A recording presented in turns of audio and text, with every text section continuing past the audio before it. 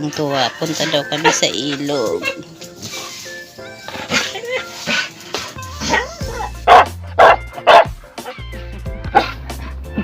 Sige na, sige na. Sige na.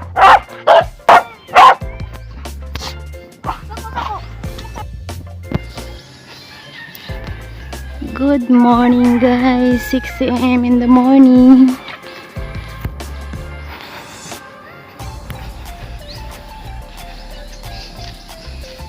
Ayun si Kumari, naglilinis na.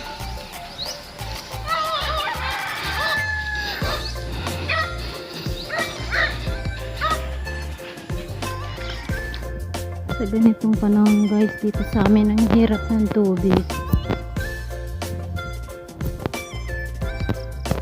Doon ako nagbabanlaw sa ilog. Sa bahay na ako nagsasabon ng aking mga labahin. Ayan, punta kami doon, pamangkin ko.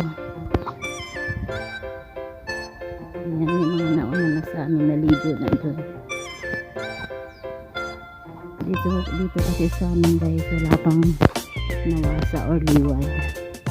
Umaasa pa kami sa mga puso gamit ang bahay na tubig at ang inumin ay mineral o doon sa bukal ganito dito. Ayan,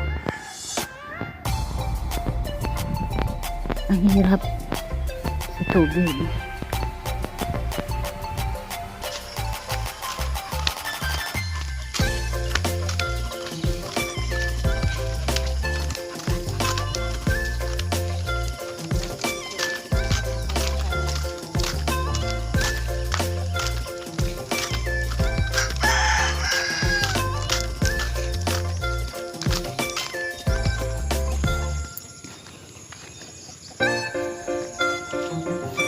Ayan, malapit na kami sa ilog.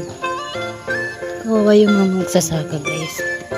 Kung wala kang sariling patubig, wala kang maayos na pananim. Yung iba na may patubig, meron silang tanim. Ayan, yung talungan, ang ganda. Nag-uumpisa na ng kamumulaklak. Ayan.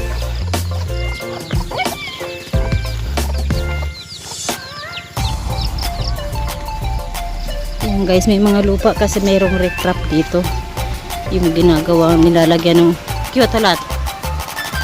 Nilalagyan ng simento yung gilid para di na gigiba ng bahay.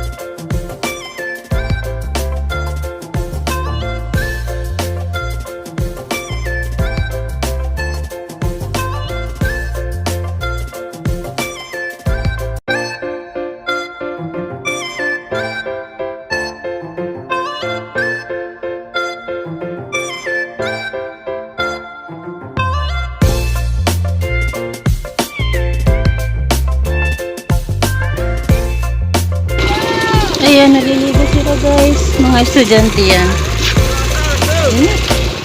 Ito yung recrap na sinasabi ko. Kasi pag bumabagyo guys, bumabaha. Ayan.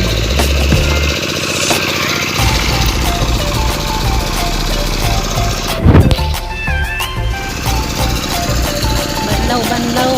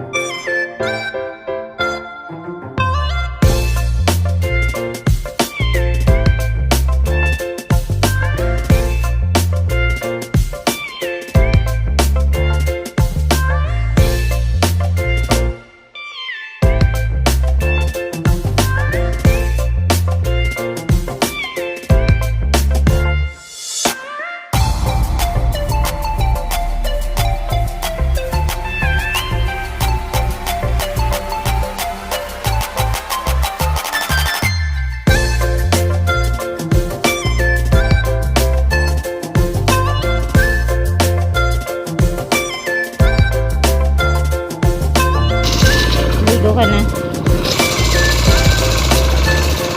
Ayan guys. Ilang minuto lang kami dito sa ilog. Babalnaw. Magsiuwian na yung mga tao.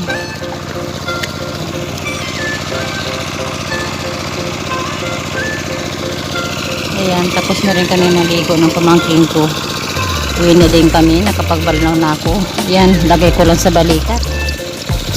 Okay guys. Nice morning.